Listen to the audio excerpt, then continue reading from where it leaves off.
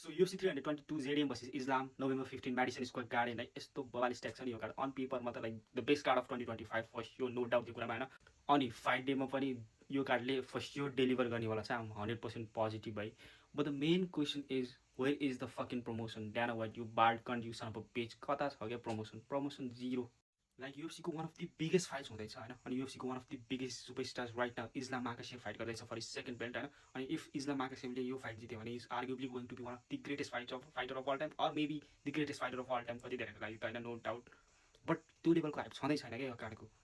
Like मैले मात्र थाहा पाएँ कि सबैलाई त्यस्तो आई डोन्ट नो यार, बट हाइप चाहिँ छैन. लाइक प्रमोसन लाइक जिरो छ क्या युएफसीबाट, जिरो जिरो माइनसमा छ क्या. अनि ब्रो कार्ड हेर्ने भने यस्तो बहाल स्ट्याक छ नि. Like already the best card of 2025, no doubt one of the best cards of all time हुन पनि सक्छ. हुनु चाहिँ त्यो दिनमा डेलिभर गऱ्यो भने होइन. जिडिएम भर्सेस इस्लाम माकासेभ 50-50 फाइट छ हाम्रो माकासेभ होइन.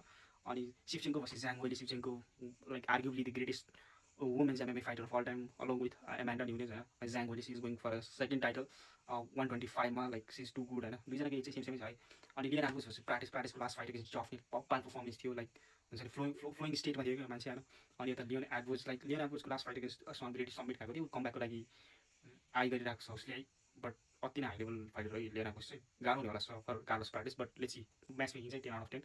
अनि Sean Brady versus Michael Morales र सम ब्रेडी दुइटै कति ठुलो छ क्या वर्ल्ड वेटको लागि. झन् माइकल मोरालेस त is too big for welterweight. Like कसरी बनाउँछ मान्छेले 170 वेट है. अनि Sean Brady is really big है, जुन त भन्नै परेन. अनि डेनिस भर्सेस सेन्डेनिज 10 आउट अफ 10 म्याच मेकिङ बबाल मजा हुने भएको छ स्क्रैम्बल हुने है. अनि यता बोनिकल भर्सेस भिएरा. बोनिकललाई मेन गाह्रो राखेको थियो. आम सो थ्याङ्कफुल कि यो मान्छेलाई प्रिलिम्समा पठायो कि. लाइक बेनिल ड्यारिस भर्सेस सेन्डेनिज हुँदा बोनिकल यो फ्रडलाई कसरी राख्न सक्छ यिनीहरूले मेन गाह्रो भनेको कसको डिसिजन थियो होइन. यार फक. अनि प्रिलिम्सहरू पनि दामी दामी छ क्या. लाइक फ्रड निकलको फाइटको लागि म एक्साइटेड छु. लाइक कमब्याक कस्तो गर्छ यो मान्छेले भनेर होइन. लास्ट फाइट अगेन्स्ट आर्डियन बबाल एक्सपोज भएको थियो होइन. अनि रोमन कपिला भर्सेस रोबोकपको लागि पनि अति नै एक्साइटेड छु. रोबोकपको लास्ट फाइट बबाल नगर्थ्यो. अनि कपिला त लाइक कोस्टाको अगेन्स्टमा आएको थियो होइन, पाउलो कोस्टाको अगेन्स्टमा. अनि मेनली यो तिनवटा प्रिलिम्सको लागि चाहिँ म अति नै एक्साइटेड छु कि. लाइक माल्कमको फाइटको लागि अति नै एक्साइटेड छु म होइन. अनि यता डकस last fight against Michel Pereira, त्यो चाइनिज मदरफाकरलाई फर्स्ट राउन्डमा बबाल के हानेको थियो चाइनामा. लाइक डकस पहिला युएफसीमा थियो, त्यसपछि कट गरेको थियो, फेरि कमब्याकमा डेभिड फाइटमा बबाल पर्फर्मेन्स दिएको थियो डकसले. यो फाइटको लागि पनि अति नै एक्साइटेड डकसकोमा होइन.